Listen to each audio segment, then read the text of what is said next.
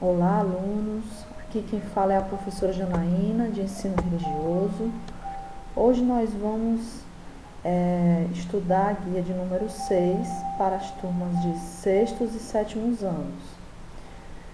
Antes de mais nada, eu gostaria de desejar a todos vocês, uma boa semana, que todos estejam se cuidando, para que nós não pegamos essa doença que é tão terrível para nós, para a nossa família, não é mesmo? Então, ter consciência, ficar em casa e respeitar o isolamento social.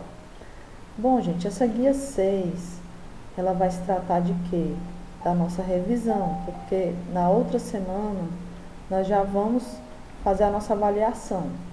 Então, para que vocês possam revisar e ter mais segurança no conteúdo, eu coloquei alguns trechos dos textos das guias passadas e desenvolvi 5 questões para que vocês possam aprender mais sobre o tema, aprender mais e revisar mais sobre o tema.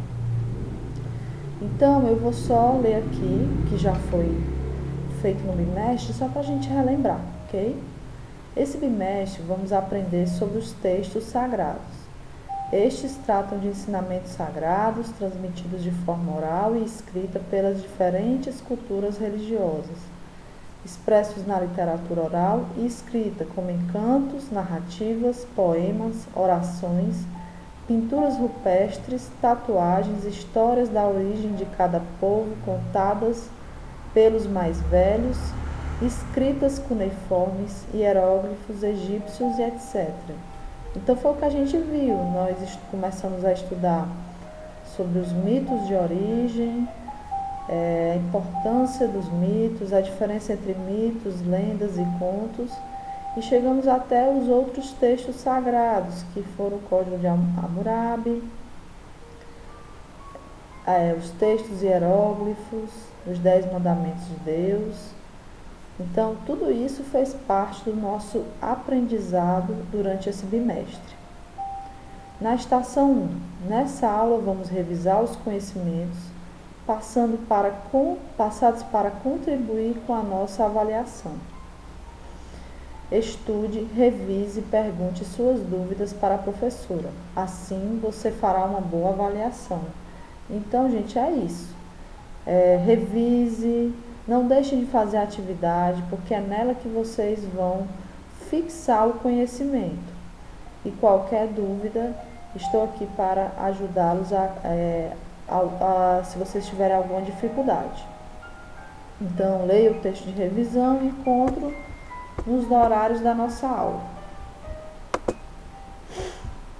Então, vamos lá ao texto. Texto de revisão. Esse texto aqui que eu fiz, na verdade, são pontos, de todas as guias, o que eu achei mais importante. Então, desses textos vão vir as 5 questões da revisão de vocês e vão vir também as questões para a prova de vocês, está bem? Então, eu vou ler os textos e depois a gente vai explicar as questões. Os mitos se relacionam com a vida social, a religiosidade, o modo de pensar de cada povo. Eles expressam maneiras diferentes de compreender o surgimento do universo, da vida, da humanidade e do planeta onde vivemos. Os mitos fazem parte da cultura e da religião de todos os povos. Então, como nós já estudamos, os mitos, eles fazem parte também dessa religiosidade, Eles têm esse papel de estar junto com os povos para explicar o que é sobrenatural, o que a ciência não explica, não é mesmo? Da maneira deles. Lembrando que os mitos estão desde os primórdios da humanidade, desde que o homem, antes do homem desenvolver a ciência, desenvolver tecnologia. Então, como ele tinha medo, ele não conhecia os fenômenos da natureza, ele inventava esses mitos, que acabou sendo também uma forma de religiosidade, de se apegar à fé, para poder seguir a sua vida de forma tranquila. Segundo ponto aqui, gente. Qual será a diferença entre mito, lenda, conto e fábula? Os mitos são narrativas sobre a origem do mundo, dos homens e das coisas, por meio das relações entre deuses e forças sobrenaturais, cuja ação aconteceu quando o mundo foi formado, o princípio. Então a gente viu que mito não é lenda, né? Mito não é conto e mito não é fábula, né? A lenda vai narrar uma história fictícia, né? Fantástica, que não condiz com a realidade. O conto trata-se de uma história uma narrativa curta, e a fábula tem como personagem apenas animais e que ao final sempre vai ter uma moral, né? Um ensinamento positivo. E o mito ele não é isso, né? O mito ele trata-se de uma narrativa, né? De comunidades, de pessoas, de grupos, né? Que vai narrar a origem do mundo, a origem dos seres vivos, o princípio, vai trazer também ensinamentos, mas tudo isso tendo como embasamento, né? Tendo como princípio a realidade daquelas pessoas. Ela não é totalmente fora da realidade.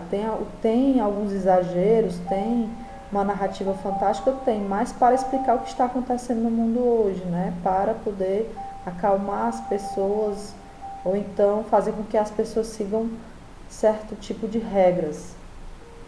Terceiro ponto. Os mitos também favorecem o fortalecimento dos laços de uma comunidade, pois oportuniza que as pessoas vivenciem as mesmas compreensões de vida e de mundo, o que unifica o grupo, despertando sentimentos e desejos compartilhados por todos. Assim, os mitos atuam profundamente tanto no indivíduo quanto no grupo. Então, gente, como eu já falei, os mitos eles fazem parte de uma comunidade, não é mesmo? Eles fortalecem esses laços de uma comunidade. E ele acaba que suprindo o desejo do individual, da pessoa, né, que precisa acreditar naquilo, ou que tem certos medos ou receios, e também faz parte de um grupo, né, de uma coletividade.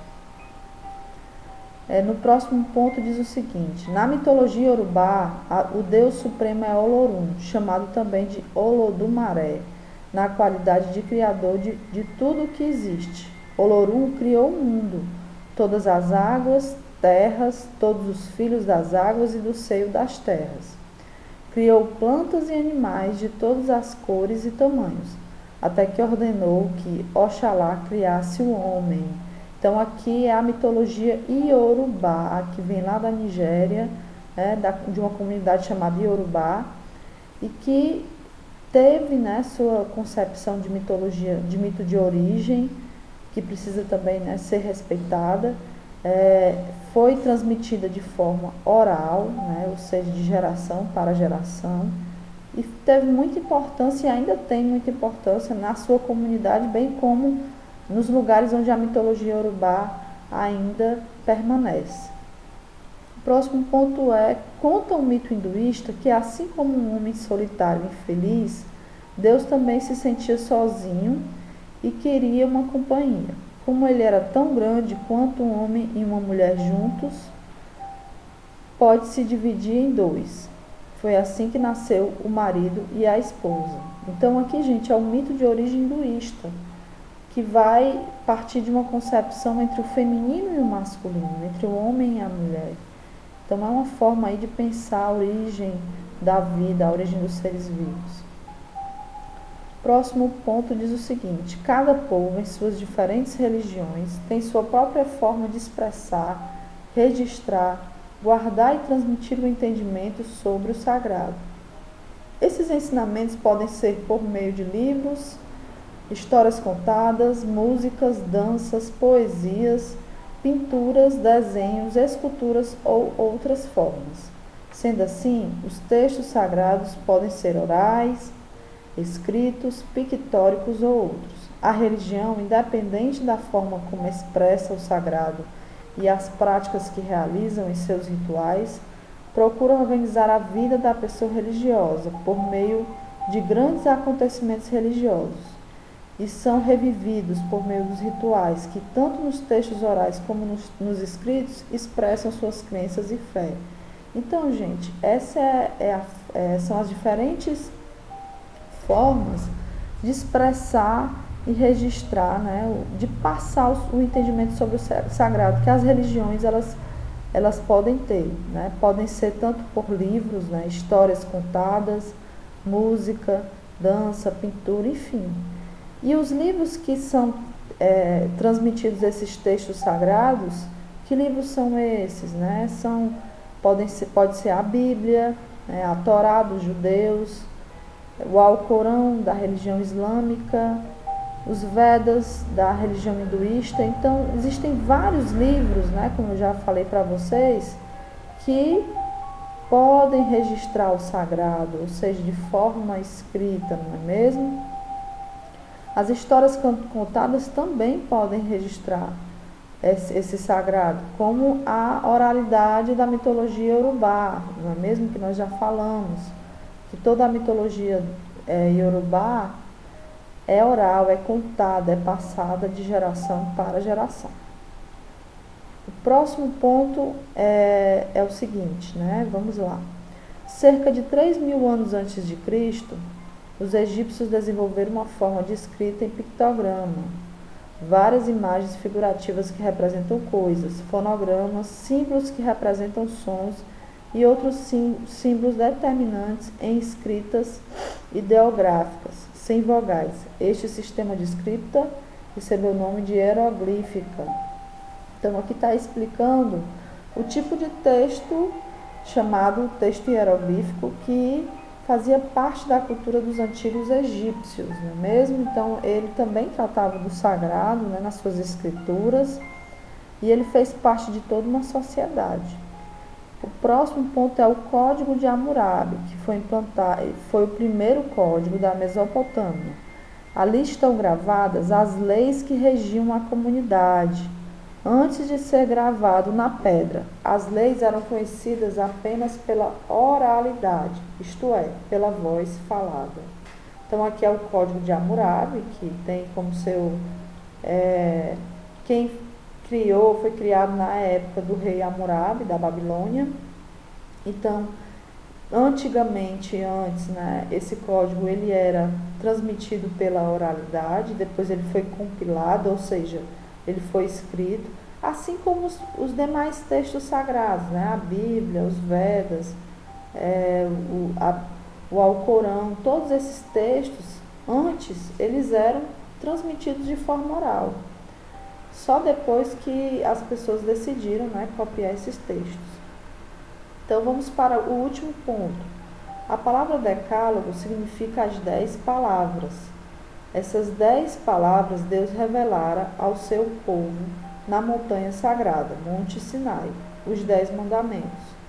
O decálogo é a lei dos 10 mandamentos, que foi entregue por Deus ao povo de Israel, por meio de Moisés, para a constituição da nação judaica.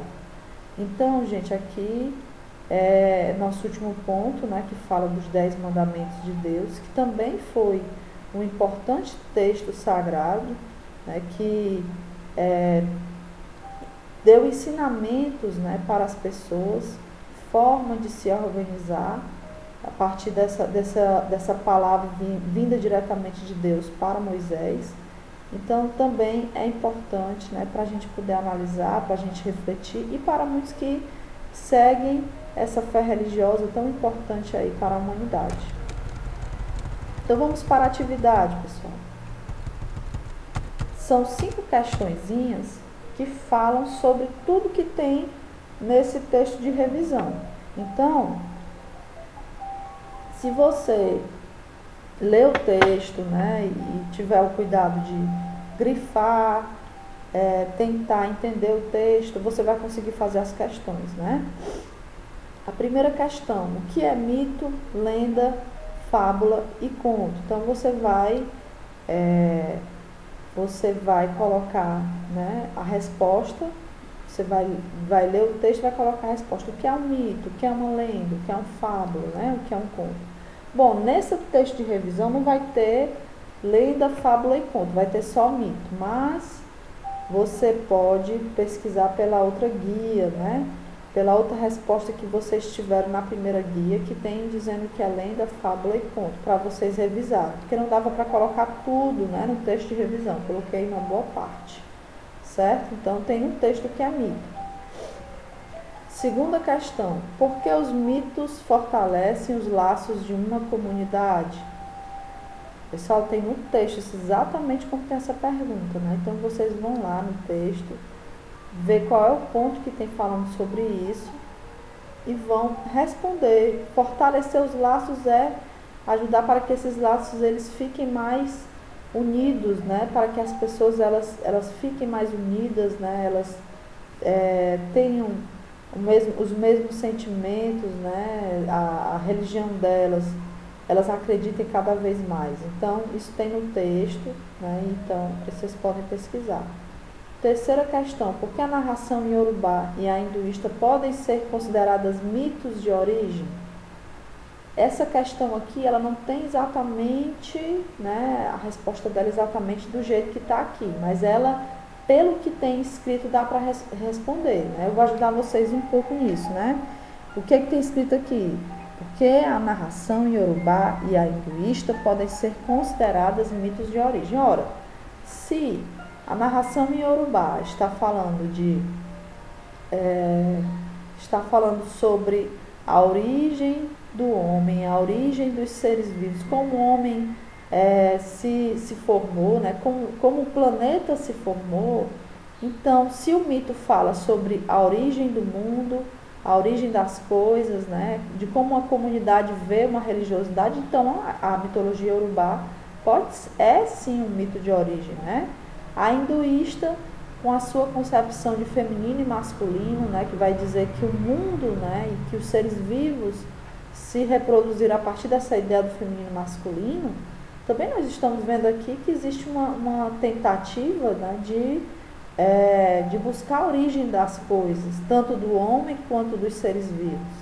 Então, pessoal, nós podemos, né, confirmar tanto com a história da narração iorubá quanto a da hinduísta, que se tratam de mitos de origem, certo, gente? Então, todos dois são mitos de origem nisso. Se vocês tiverem dificuldade, é só pegar o conceito de mito de origem e colocar aqui na terceira questão, que está correto também. Quarta questão, como as religiões expressam, registram, guardam e transmitem o entendimento sobre o sagrado? Pessoal, essa quarta questão aqui é a mesma coisa da nossa guia de número 4, não é mesmo? Então, como as religiões elas expressam e registram, né? Como é que elas passam esses conhecimentos sobre o sagrado? Aí vocês já responderam, inclusive, na guia 4, e tem também aqui o texto, né? A resposta na revisão, no texto de revisão. Então, vamos para a última questão. Quais os principais ensinamentos sobre o texto hierógrafo? O Código de Hammurabi e os 10 mandamentos da lei de Deus, né? Então você vai dizer quais os principais ensinamentos, né? Você vai ler um pouco sobre os textos hierógrafos, o Código de Hammurabi e os 10 mandamentos. Vocês têm isso na guia 5, também pode estar revendo. Vocês vão ver que os principais ensinamentos são as leis, né, que eles orientam as pessoas, né, a questão de você não fazer o mal, só fazer o bem, não é mesmo?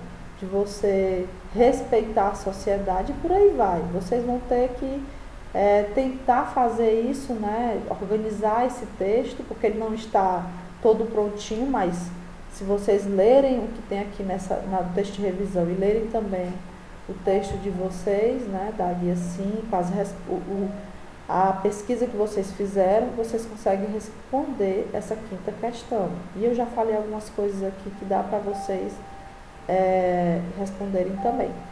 Então, gente, chegamos ao fim da nossa guia de número 6, com a nossa revisão.